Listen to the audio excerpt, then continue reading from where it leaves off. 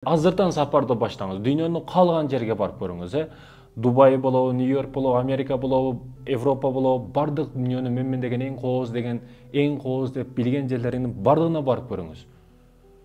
Бардыгынан тажайсыз. Ишене бериңиз, урматтуу мекендешим. Бир жолу барасыз, эки жолу барасыз, үч жолу барасыз, көргүңүз келбей калат булагы жерлерде, шаарларды.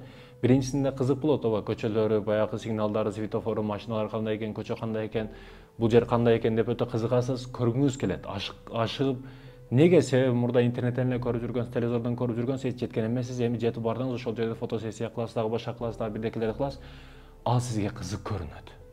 Бирок бир жолу бар, эки жолу бар, үч жолу бар, болду, көрүп келбей калат. Ошол жерде эле жаткың келип калат, чыккың келбей калат көчөгө. Бирок урматтуу мекендешим, умрага барган учурдачы, ажыга барган учурдачы, умрага барган адам, барбаган адам бир эле арман кылат экен. Бирок барып келген адам 1000 арман кылат.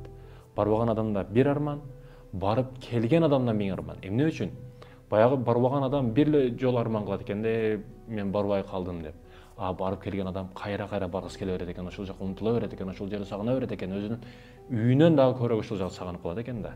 Мекке, Медина, бул жер касиеттүү шаар, пайгамбарлардын кадамы түшкөн жерлер, сахабалардын кадамдары түшкөн жерлер, кабыры жаткан жерлер, урматтуу мекендешим. Ал жердеги руханият.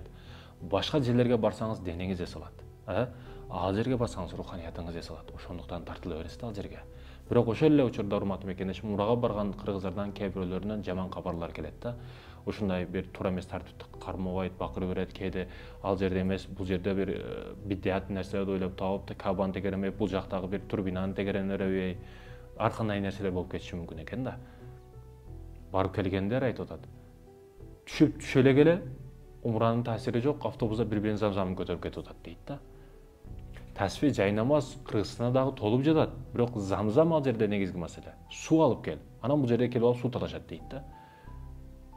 Ошондой экен, урматтуу мекендешим, кайсыл жерде болбойлу, биз кыргызбыз, улуу салттуу өзүбүздүн маданиятыбыз бар, адеп аклагыбыз бар элбиз да. Ар бир жерде адеп аклагды сакташыбыз керек, кайсыл жерде болбойлу. Умрага маселесинде, ажыга барган окуялардан өзгөчө окуялар болот. Бир аксакал ар дайым ниет кылып, дуа тилектеринде Аллахым ажыга алып бар деп ниет кылып, дуа кылып, ошол акыры ниетиге жетип, балдар акча чогултуп жөнөтө турмай болушуп. Аэропортко жетсе, паспорту жокмуш. Паспорту жок эмиш да. Же жоготуп койгон, же түшүп калган, каякта айтор билбейт. Баягы жерде аксакал эми ыйлап, Аллахым, мен карыдым. Аллахым, мен карыдым. Бирок сен карыбайсың го. Аллахым, балки мен унуткандырмын, бирок сен эч нерсени унутпайсың го. Аллахым, балки мен түшүрүп койгондурмун, бирдеке кылдырып койгондурмун, бирок сен бардык нерсени эске салуучу затсың го. Деп кайра ушинтип кыйкырып жатты дейт да. Бул жердегилер дагы келип, коюңуз аксакал деп, арасынан бирөөсү жигит келип, ата антип наалыган болбойт. Мамкөрлүк кылып жатасыз сиз. Катуу тийип айттым дейт. Аксакал, мени Раббым менен тынч койгун, Аллахым менен тынч койгун дегендей кылып кайра жүзүн үйрүп алып, Аллахым, сен унутпочу элең го, сен эскертүүчү элең го, эмне болду деп кайра баягы өзүнүкүн бербесең Аллах Таалага кайрылып жатты.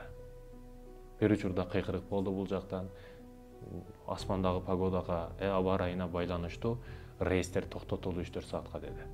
Аксакалды алып кетишти. Бул жактан аба айныды, аксакалды бул жака алып кетишти. Аксакал бир канча сааттан кийин сүйүнүп кайтып паспорту табылды деп кирип келди да.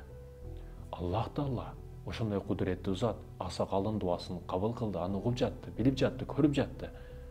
Асмандагы аба ырайын өзгөртүп, бардык рейстерди токтотуп коюп керек болсо, аксакалды акырын жеткирип койду өзүнүн рейсине. Демек, Аллахтын коногу болуш үчүн Аллахтын каалоосу менен барат экенбиз ал жерлерге. Кээ бирөөлөр айтат, умрага ажыга көп адам барып атат, $1200, $300 акча кетип атат, ажыга $5000-6000 акча кетип калат экен. Не кереги бар, ошону эхсан кылса болбойбу, садака кылып, бир жардамга муктаждарга жардам берсе болбойбу?